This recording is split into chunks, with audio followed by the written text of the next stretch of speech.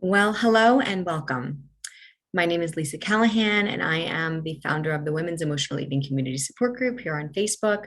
This is a Teaching Tuesday topic, and it is called How to Stop Emotional Eating with Just This One Thing. So, just a little preface here. I usually do these videos live. Today, I am struggling with positional vertigo, and I didn't want to do the video live because I just wanted to make certain that everything goes well and that I can do the video well. So that way we can get you all of the information you need without possibly having a head movement thing happen during the live video. So I wanted to give you the information and I am doing it on a recording. So hopefully that will suffice for today.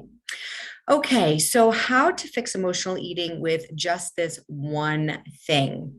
Very interesting question. And I'm going to look down at my phone for a second because I want to get this one thing out. It's interesting because emotional eating is something that is extremely complex.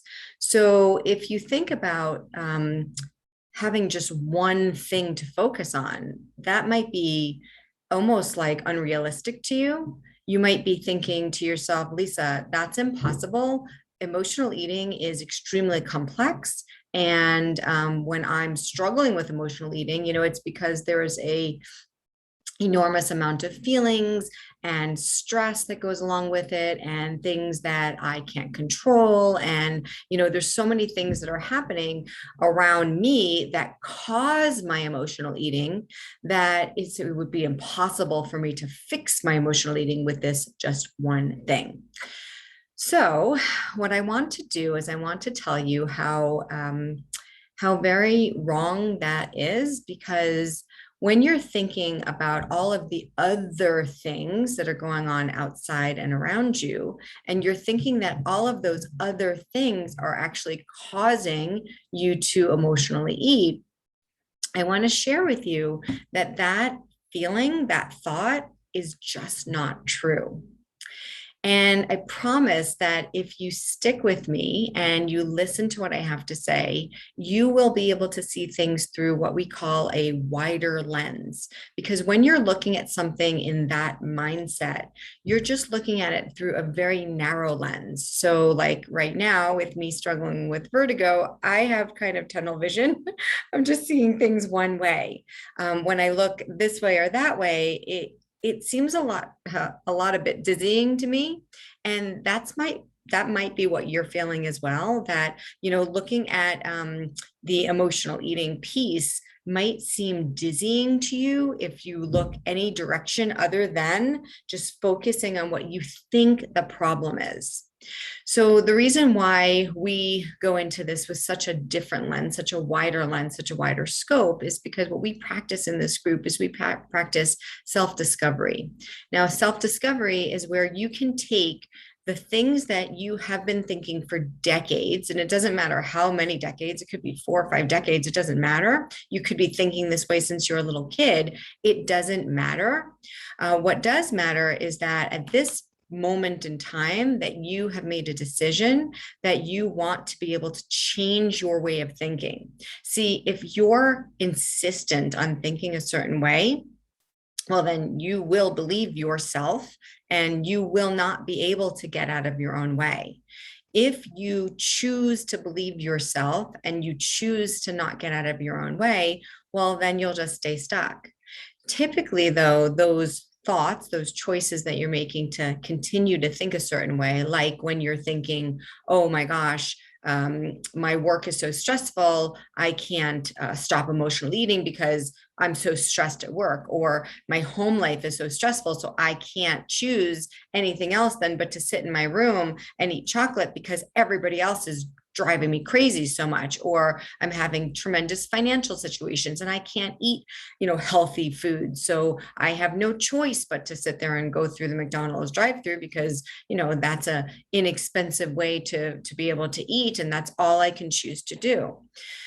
If you're insistent on continuing those thoughts, then you will stay stuck, and that will be your choice. Now, that might seem really harsh coming from me, and it might be angering to you. Like, you might be like, screw you, Lisa. Like, well, you don't know my life. And how can you put yourself in my shoes? And like, how do you know what I'm struggling with? And look at you sitting here saying all these great things. And you think that I can just stop my thoughts anytime I want. Well, guess what, Lisa? I can't. I can't stop my thoughts, just so you know. So I understand if you feel like that. I felt like that too. And when I was struggling with thinking that, I didn't believe anybody else outside of my own thoughts either. I thought that I knew the best for me. The thing is that the one thing that I wasn't doing was I wasn't doing the best job for me. And that really was the one thing. I was doing a terrible job for me. I was doing a great job at keeping myself stuck. But the one thing I wasn't doing was I wasn't allowing myself to receive any help. See, I was standing in my own way.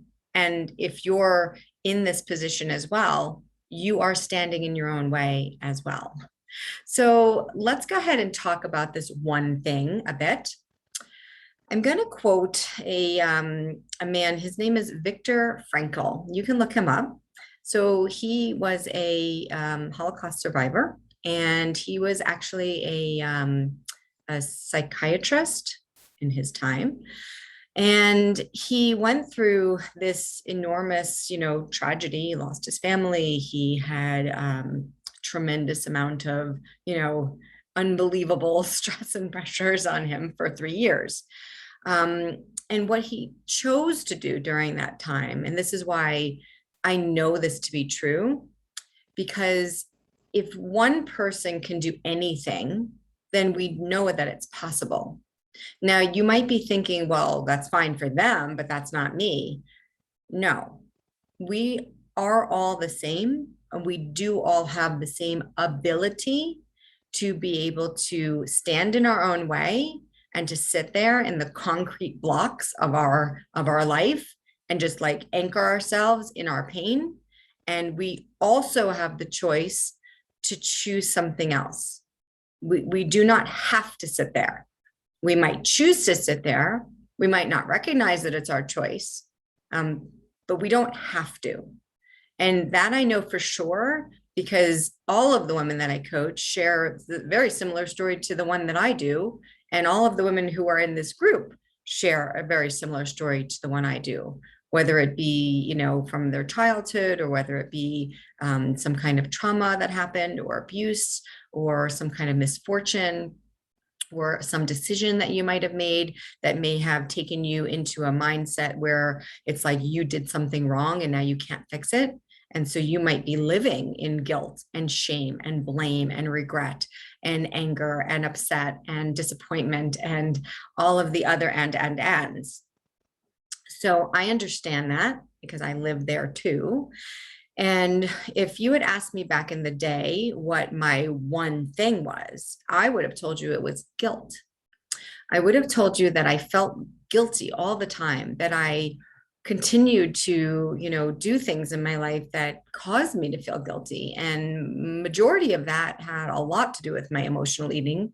Over the years, there was other things that came into my life that I chose that I felt guilty about. Even if it was just a conversation with somebody, even if it was just something where I said the wrong thing, or like I didn't keep myself in perfect control, or I let somebody see me in a way that I didn't want them to see me, because I was kind of a jack of all disguises. I could really like make myself one way for one group of people and another for another group of people. So you might not have known the real me.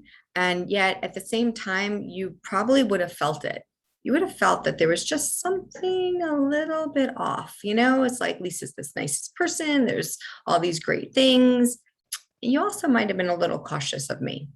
And it's interesting because now that I can see that, part of that was my one thing was the guilt of the cover up, the guilt of not being honest, the guilt of not living to my truth, and the guilt of not being free to live within my integrity of who I am as a human being. And that's why I share today, even that, I don't feel well today. And I want to let you know that. I don't want to keep anything from anybody. I want to make certain that you see who I am as a human being, as a person.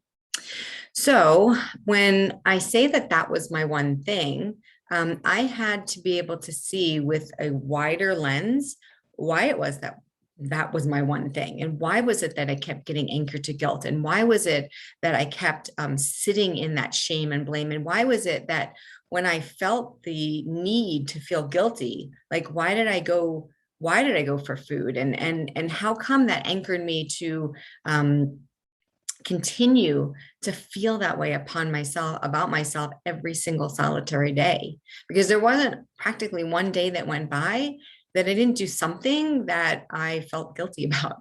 Um, so getting back to Viktor Frankl and what he says, and why I know this to be true, because I have practiced it now myself for years. He says, everything can be taken from man, but one thing, the last of the human freedoms, to choose one's attitude in any given set of circumstances, to choose one's own way. So it's interesting because when you feel like when I felt that my one thing was that I just continue to feel guilty all the time. Now, I have learned in self-discovery where that guilt came from, and it started off as a very, very young child. I have figured out the invisible pieces of the puzzle that fit together. See, before I started self-discovery, it kind of felt like I had 5 different 100-piece puzzles, and I was trying to put them all together, but I kept coming up with different pieces. And then I would come up with pieces that I thought fit together, but it turns out that the picture was different, even though it seemed like they fit together, but then the picture didn't make sense. And then I would always be left with a blank.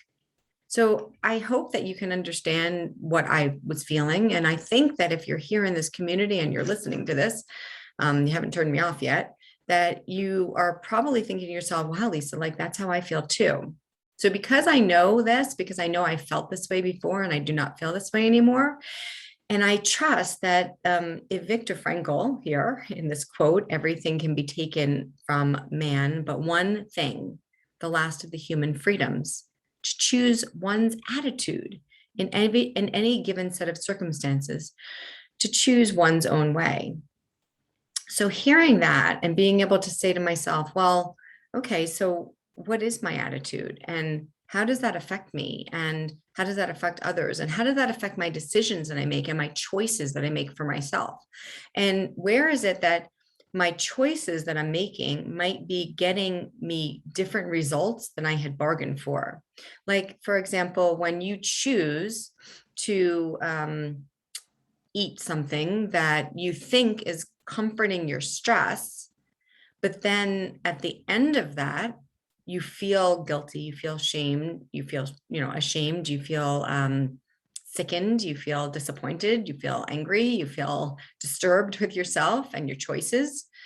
So your results that you're getting are different than you said you wanted. So when you think about it that way, the choice that you're making got you to a result that had you feeling guilty and disappointed and ashamed and saddened and maddened and all that stuff. So what you think you're choosing, because you think you're choosing to eat something to make yourself feel better, but you're getting a different result. And so to understand why it is that you're getting a different result, and to understand that you might not think that you're choosing that result, but you are. And to be able to accept that, to be able to say, hang on a minute, I'm going into this thinking that I had such a stressful day at work. And I think that I'm going to choose to eat this cookie because I think it's going to make me feel better. But then somehow or another, we skip over the feeling better part. I mean, maybe we do for like a millisecond. And then we go from wanting to feel better, like coming up with an idea, and then choosing something that ends us up feeling awful about ourselves. So when we get to that different result, so we think we chose something to do one thing, we didn't do that, we got something else. What we have to recognize is that something else is a subconscious goal. So when you're subconscious, like mine was, my one thing was that I wanted to feel guilty. Seems silly, right? Like, why would I want to feel guilty? But it was my subconscious goal to feel guilty because I had so many inner wounds that I hadn't healed yet. So guilty was like my go-to, was my one thing. However, when I have learned now that my only one thing is my freedom to choose my attitude in any given set of circumstances, now I can know that when I feel quote unquote stressed, that I can choose to choose my attitude, as opposed to saying, oh, this thing is just so stressful for me, I don't have any choice but to eat this cookie now. That's not true. I used to think it was true, but that's not true anymore, because now I get to think about the wording. I get to look at that circumstance, and I get to say to myself, is it that this situation is so stressful and that I can't choose anything else but to feel guilty after? Or is it that I get to choose how I respond to this stressful circumstance? Now it's a whole nother, ball game, right? And now the pieces of the puzzle are starting to come together a little bit more smoothly, because instead of sitting there and just claiming like a victim situation. Now, don't get me wrong. Maybe you have been a victim of something. Maybe you are a victim of something that I don't know. But at the same time, you still have the ability to be able to choose your response. Let's say somebody's yelling at you, a boss or a husband or something. You could choose a response to feel like now you're helpless and hopeless, and now you don't know what to do, and now you just have to eat because he won't stop, or they won't stop, or whatever the circumstances won't go away, and whatever, and that's fine. That's choice. The problem is that the choice that you're making in that circumstance, it's not taking away what the stress is. All it's doing is getting you to your subconscious goal, which is to feel bad about yourself. Now, that is a choice that you're making, and that is a choice that you don't have to make. So let me just read a little further. When we are no longer able to change a situation, we are challenged to change ourselves. So now I need you to ask yourself, like, what part of yourself would you like to change in response to your external stresses that you think are getting you to make these choices to feel bad, like afterwards? So I'll give you a little more information. A human being is a deciding being. Think about that. A human being is a deciding being. We have the ability to decide for ourselves how it is that we choose to respond. An animal doesn't really get that choice. An animal doesn't sit there and think logic. It's just like, oh my gosh, am I gonna attack now? No, like they just do. And that's why in our Crush That Food Thing self-discovery system, which is where I coach women how to uncover their invisible emotional relationship with food, one of the trainings in there is called actual brain versus animal brain. And we do talk all about those things. So between stimulus and response, so between something stressful happening and your response to it, there is a space. In that space is our power to choose our response. In our response lies our growth and freedom. Now, this is again a quote from Viktor Frankl. So it's an interesting piece because just because something happens to you, there is a space between what you choose to respond to that. So if you have something happen that's stressful and your immediate response is to go and grab the cookies or the chips, the whatever, take a pause, take a silent space. Between stimulus and response, there is a space. And it's within that space that lies your growth and your freedom. Yeah, if you keep doing it over and over and over again, there will be no choice. There will be nothing. You will just have that narrow space, and it will just be like, this happened, so therefore I have to do this, and then I'm going to feel like garbage. You get to do that. You get to do that. It's okay. It's just that I'll ask you, how is that working for you? And if it's not, let's change it. That's all. That's all I can say. I'm going to read one more quote and then we'll be done for today. Happiness is a choice that you make and a skill you develop. The mind is just as malleable as the body. We spend so much time and effort trying to change the external world, other people, and even our own bodies, all while accepting ourselves the way that we were programmed in our youths. We accept that voice that talks to us in our head all the time as the source of all truth, but it's all malleable. Every day is new, and memory and identity are burdens from the past that prevent us from living freely in the present. So I would like to invite you to live freely in the present. I would like to invite you to step into this new space inside of your mindset. I would like you to book a call with me so that we can get some clarity as to where you're stuck. I hope that you enjoyed today's training on the one thing that you can do. And that one thing is your right to choose how you want to feel in any given set of circumstances. That's the one thing.